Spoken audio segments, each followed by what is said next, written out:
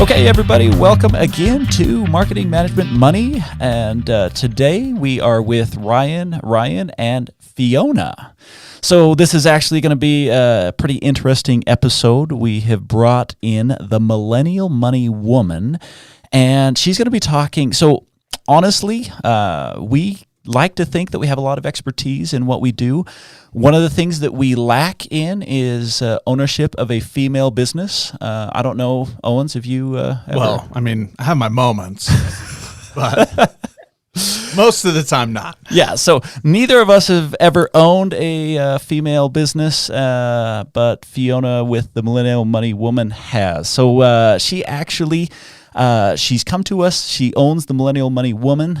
She's done quite a bit in financial planning. And basically, as I understand it, Fiona, your whole mission, your whole goal is to work with people at that entrepreneurial level to help them understand how to make and keep their money. You've done a nonprofit centered around this. You've done a business around this. Why don't you tell us a little bit more specifically about what you do, who you are, and kind of some entrepreneurial things that you can help our guests with? Yeah, definitely. I mean, first of all, I want to say thank you so much for having me, and obviously your audience having me. So thank you for this opportunity. My name is Fiona, like you both said, and I just absolutely love anything that has to do with money or financial matters, right? So I started, I think as a preteen or early teenager, always fascinated with money. And there were two things I knew, right? I knew how to make money and I knew how to spend money, but I really didn't know what happens in between, right? Like how do you actually grow your money? That kind of lack of knowledge actually made me much more curious as to what happens, right, in that investing stage or in that growth stage. Mm-hmm. And that curiosity drove me to learn about money.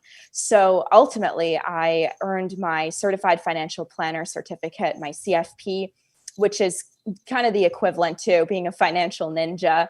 And then I got my Master's of Science in Personal Financial Planning because I really wanted to peel back the layers of the onion, if you will, and peer behind, like what actually happens to your money once you earn it and before you spend it. Sure. So that was kind of like my intro to finance. But then as I grew, right, in my career, which was a financial planner, I realized that there is probably a pretty big need in the community for having a financial planning or a financial literacy background, even if it's just the basics. So I ended up partnering with my local community foundation and co-founded this nonprofit that both you talked about. And this local nonprofit that I started, it really just focuses on helping young professionals and millennials specifically increase their financial literacy, their basic financial literacy skills. And, the people that I mentor, they are extremely intelligent and bright across so many different industries. But the one thing that I noticed they all had in common was kind of, lacking that financial literacy skill. So that was kind of the start to the nonprofit, which I started about 3 years ago. Okay. And then that kind of flowed into me starting the Millennial Money Woman. And, that has been such a fantastic journey as it relates to the entrepreneurial experience, obviously, and really just knowing that someone is reading, my blog articles and the information I'm providing, and hopefully I'm making a positive impact on their financial lives. And, that's what I'd love to share with your audience, kind of, the ups and downs of entrepreneurship, obviously also talking about the nonprofit, and then, kind of diving into the depths of how the pandemic, how COVID actually was the propeller, kind of the impetus, if you will, to not only having me start my business, but also others starting their own businesses. Yeah. And there's a lot that we can cover here. And so we're going to dive right in and kind of just jumpstart this episode. So, you've talked about some of your experiences with getting started up, and I'd like you to share some of the things that, like if I were to just pin you down and say, okay, I want to know the top 1, 2, or 3 things that you wish you could tell every entrepreneur who's getting ready to start a business, like these are the words of wisdom that they just need to know right off the bat, where would you start them? What would you tell them that they need to know and they need to understand? Definitely. The top three things I think that I wish I knew, right, when I started my business was one, that it is not a smooth ride, right? Like you want to think of success as linear, but the fact is, as an entrepreneur, there is no such thing as linear. It's going to go in upside down loops and really, really deep drops. It's going to go in plateaus. And then, ultimately, if you look at it from a longer term perspective, okay, you'll see that slight incline. But if you think you're going to get from point A to point B being that success point, you are very, very mistaken. And, I think that's part of the benefit, though, of being an entrepreneur, because you kind of get to experience the ups and the downs. And I think the downs really help you appreciate the ups later in your life. Yeah. So I wouldn't necessarily consider, those major gaps in possibly profitability, for example, as a negative, but it's just something that's part of the journey. Mm-hmm. And as an entrepreneur, I think you really get to appreciate the journey itself and not so much the destination. Sure. The second thing I kind of wish I realized this earlier, quite frankly, is that there are going to be so many naysayers out there. I mean, I think, quite frankly, the reason why there are so many people that say no to you, or that say that you're not going to make it, that your business is going to fail, or your idea isn't going to be fruitful, is because, a couple of factors. One, they could possibly be jealous. Two, they wish they were you and had the ability and the risk to actually drop their salary jobs and start a business on their own. And there's so much to that. I mean, that's scary territory. That's a big deal. Not everybody's ready for that. That's so true. Yeah, people really aren't ready for that. And I think that as you start your mental preparation in your journey as an entrepreneur, you really do have to get ready for those no's, because there will be many, many no's, but it really it just takes one yes to make you successful and make you go on your journey. Mm-hmm. In the end, it's all about self-motivation and focusing on your long-term goals, right? So as an entrepreneur, for example, what I ended up doing when I started my business, I actually physically wrote down my top 3 goals that I wanted in the short term. Okay. I wrote down what my goal in terms of writing my blog articles. How many blog articles will I be writing each week? B, I wrote down how much traffic I wanted and what I was going to do to get that traffic to my blog. And C, I wrote down what my profitability, or what I wanted to earn in, let's say 6 to 8 months within my blog. Granted, I was very realistic in my expectations. And I think that's another thing, right? You want to be very realistic. You don't want to overshoot, because if you don't actually hit your goals, you might start doubting yourself. You always want to remain realistic. Okay. But Now, I'm going to pause you for a second, because when people are talking and you're mentioning your blog, and I feel like we did an injustice of skipping over this too quickly. We introduced the Millennial Money Woman, but where do people find you? Where do they read your blog? Because I think that as our listeners are getting into this, they're going to want to get on this blog. And so will you, I'm going to interject that in, let them know where the blog is going to be located. And then I want to get back to, how successful were you on pegging those realistic goals? Definitely. So you can always find me on the millennialmoneywoman.com. So that is my website name. And there is, on one of the tabs right at the top, you'll see blog. And in that blog, I discuss, anything that you can do to make money, to save money, or to get out of debt.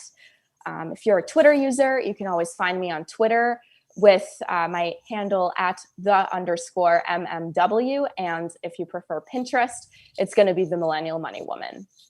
And I have to say really quick, I was exquisitely impressed with your Pinterest page. I jumped on and checked it out, and I was like, holy cow, this is beautiful, and it is so organized. I loved it.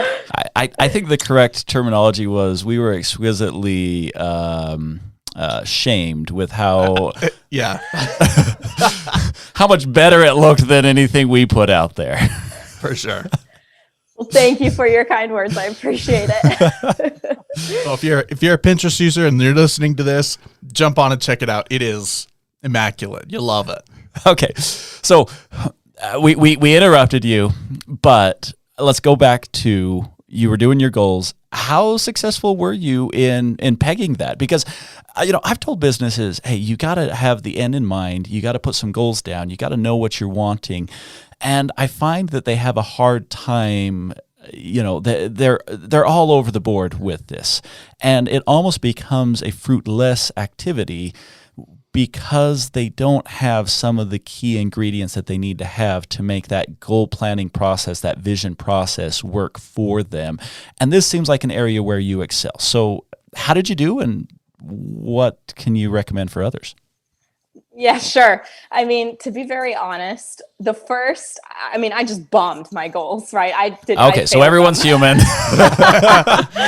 I absolutely failed my goals. So the first time that's why I said in the beginning, try to be realistic with your expectations. I was not realistic with my expectations. Okay. Yeah, even though I thought I would be, right? I mean, I did my research. I figured I was going to hit this many viewers on my website in 3 months. And to be very honest, I completely underestimated the power of Google and also the power of social media. And instead, I put my effort into just writing my blog posts. So I realized, I underestimated my goal. I didn't do very well. I completely bombed it. What am I going to do to A, redo my goals for the next 3 months, and B, actually make them realistic and catch them, actually achieve them? So that's when I really started to redo and pivot my strategy to accomplish those goals.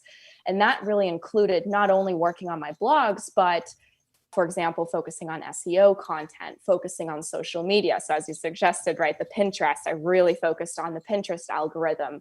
I read more about the Twitter algorithm, et cetera. So, I think everyone is going to kind of have those downs and feel like, oh my gosh, I completely bombed my goals the first time around. But you need to figure out why you bombed them and then pivot your strategy so you can recollect yourself and achieve your future goals. I feel like you touched on several really big things right there. And I just want to jump back really quick, if I may, to something that I think is really, really important. Because, we say often that it kind of takes a special breed to be successful and jump into entrepreneurship or entrepreneurialism. You have to be a little bit crazy, right? But I think you just called our guest crazy. I think that applies to all of our listeners as well, right? But in all honesty, like what you said, I loved it so much because all too often you see people jump into entrepreneurship and then they see their goals fail, whatever their goals are or timelines that they've set, they see those fail, but then they just lean into them harder. They push into them harder, and they don't evaluate why they failed or why there wasn't success there, and they don't try to pivot either. And so they're just leaning into this something that's not working, and ultimately, whether that's 3 months or 3 years or 20 years, they just end up giving up, and they've left this just kind of a failed attempt, really, in shambles, and like, well, it didn't work, and they walk away from it. Yeah. And I think that's such a shame. So I love the fact that you bring that up. Like, you have to evaluate it. You have to look at it. Setting goals, yeah, is important. Being realistic, absolutely is important, but also taking the time to evaluate that and being honest with yourself and pivoting where you need to pivot. Like, those are great things. I love that that's part of your process. Thank you.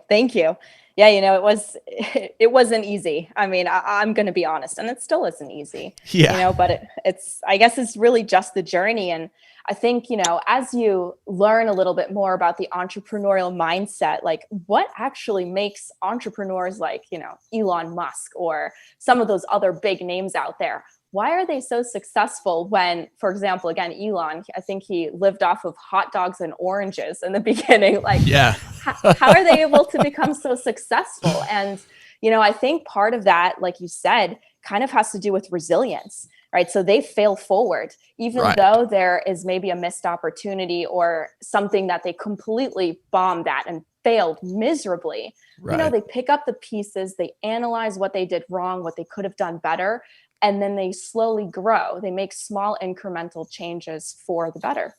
Now, okay, so this is something that I really want to have you touch on. And the reason I want to have you touch on it is because we lack expertise in this. How has it been trying to be resilient as a female entrepreneur? Do you feel like that changes the dynamic of entrepreneurship, for those who are trying to get started? Is it really true that it's more difficult to be a female entrepreneur, or is that just kind of this this cliche that people say? Like, from someone who's actually there doing it, what are some of the differences that you have experienced with female entrepreneurship?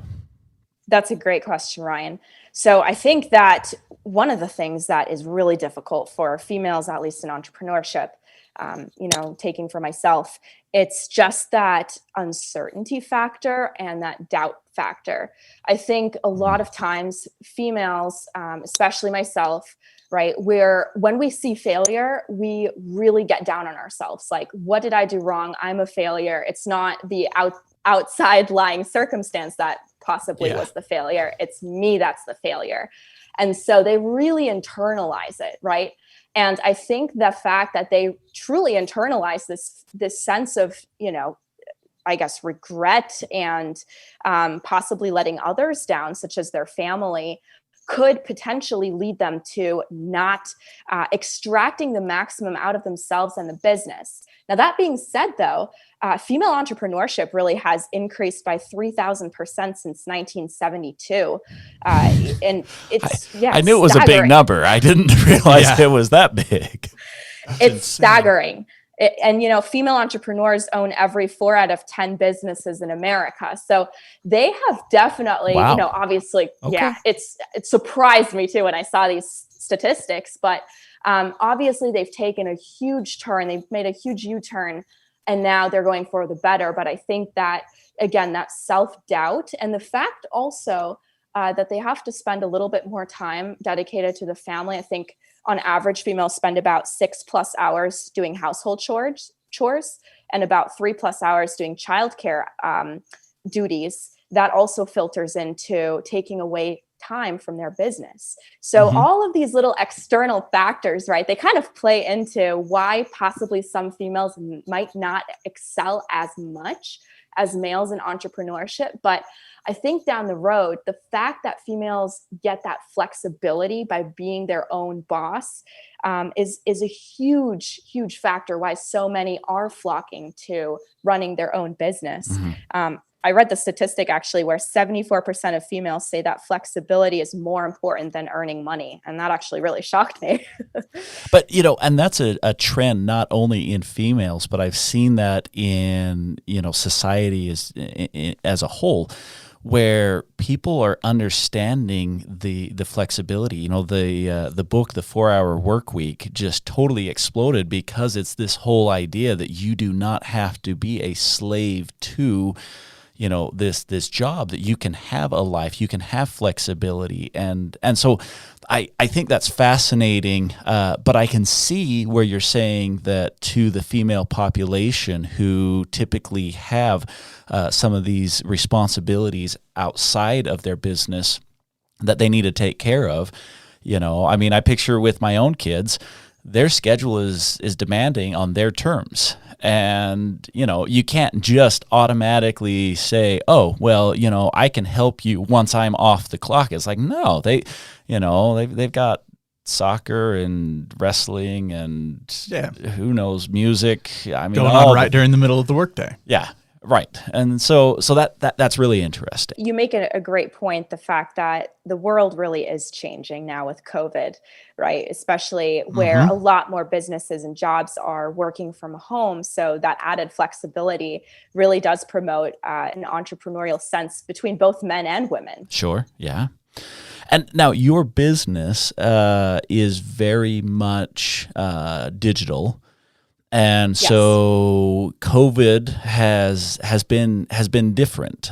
We've noticed it with our listenership. There was a clear change in trend of listeners once the pandemic really started to emerge. What have you experienced, or what things have you noticed? And it, maybe not necessarily with your own business, but just in general. What things can you share with entrepreneurs about dealing with the situation we're in? I mean, I think COVID was such a great example for those that do have that entrepreneurial mindset and that seed, right? They knew they wanted to start a business, but maybe they were a little indecisive and didn't know when. Well, I think COVID really was that impetus, that turning point. And I think about 96% of new entrepreneurs say that the pandemic itself was the motivating factor for them to start their business. Oh, And that's interesting.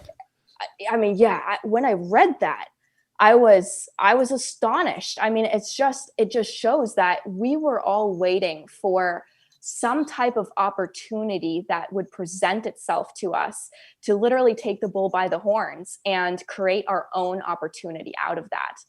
I think about 3 out of 4 small business founders were actually owners that were employed before the pandemic. And some of those people lost their jobs. And instead of, muttering or crying or being depressed, they took the situation in their own hands. And now they are small business owners and they're running their own company, which is just amazing. Yeah. People are pulling themselves up by their bootstraps rather than waiting around for the next handout or what have you. That's right. And, that's why I think a lot of businesses that started during the COVID crisis were or are actually going to exemplify those businesses that will stay along for the long run. Those are the ones where, the business owners, they're extremely motivated to do something that they wanted to do pre-COVID. And now they have the opportunity and they're going to keep running with this, right? They're going to keep running past COVID. Yeah. Well, and I think in a lot of cases, I've seen people that have these, what we like to call golden handcuffs, that it's like they have this great paying job, they've got this cush lifestyle, and, it's like, man, I really want to do this entrepreneurial venture, but I can't take that time off, or it's not can't, I'm not willing to put this comfort aside for this thing that may or may not work ultimately, right? And so then you have something come in like COVID and completely mixes that up and brings in this whole new element of uncertainty, or, whether that's you've lost your job or you may lose your job, or you're getting cut on hours or what have you. And all of a sudden it's like, hey, this risk compared to that risk, there's not such a great discrepancy anymore. And so all of a sudden it's this opportunity that is available to us now without having to sacrifice the comfort ultimately. That's exactly right. I had a really, really good friend of mine, business partner too. She was employed, salaried before, by a major university to be a philanthropy, like a donor specialist, right? Oh, so yeah. She got those donors coming to the university, and she made quite a good amount of money, right? Those golden handcuffs. And she you bring in money and you make a lot of money. That's exactly right. Yeah. But she at some point told me, she's just had it. She just doesn't want to keep doing this because she's traveling, 80 hours a week. She's away from her family, right? She's completely tired because she has to do overtime, et cetera. Yeah. And COVID presented itself, and she actually decided to leave her job. And now she runs her own consulting company. And she's making more money than she did before. It's just unbelievable. Right. Yeah, that's amazing. Yeah. So we're getting to about the end here. And I honestly, first off, I do want to say how much it's been enjoyable to just get your insight. We've covered a lot of topics, and I wish that we could have gone in depth. I mean, any one of those topics we could have done a full episode on. Yeah. But before we wrap up, I am going to ask this final kind of thought or insight from you, and that is, let's jump back to what you do and your business. So you've got your nonprofit that you're engaged in. You've got the business that you own. and you've got your expertise in helping people with their money. So kind of wrap it up with, okay, what if people, if they're interested in connecting with you, if they want to learn more, is there something critical about what you do that we haven't had a chance to touch on? Just give us some final thoughts here about you and what you do so that any of our listeners who are really into what you're talking about can have that next step or engagement or whatever it is that they want to do the follow-up with you. Definitely. So I think, as you all know, I really enjoy finance, and finance is an essential topic, and not just your personal life, but it also relates to your business life, especially if you're considering to be an entrepreneur, for example. So partly on my website, I am able to provide some of those resources, such as developing a specific budgeting template. For example, if you start running your business, how would you actually track your expenses and your income? And I go into that in really good depth. And I really focus on developing that mindset that sticks to consistently focusing on your income and your expenses, and then basically growing your business that way. The second aspect relates more to a personal topic, and that is more so just starting with investing, right? So I think a lot of people might neglect the fact that they could be investors without having to be day traders necessarily. Mm-hmm. So I just want to make sure I also leave your audience with the fact that, investing is never too late to start. You can always start today. And even if it's $5 a day, start now and consider it for the long term. It's going to help your personal goals as well as your business goals. Well, and a lot of entrepreneurs, they oftentimes give up the comfort of like a retirement fund or those types of, aspects. And so I think it's smart to have that as an entrepreneur, rather than just solely focusing on the money you're making today, but also building that portfolio that protects you when your business, has its ups and downs and different things like that. So I agree with you. That's exactly right. You literally said it. Absolutely. Thank you so much, Fiona, for coming on our podcast with us. We honestly have loved having you. Like Ryan said, there have been a myriad of topics that we've covered that we could go into full episodes on. There's some deep content here. So thank you again. We appreciate it. Thank you so much for having me. I really appreciate your time too. Yeah, absolutely. So again, for all of our listeners, as you're going through this episode, please jump on, check out Fiona's content. It's great content. If you want to go into any type of financial topic, she's got a ton of resources, whether that's on her Pinterest page, whether that's on her website through her blog, or on her Twitter, that's at @the_MMW. Great financial resource. So Fiona, the Millennial Money Woman, thank you so much again. And to all of our listeners, thank you for listening. We'll catch you next time. Ciao. Ciao.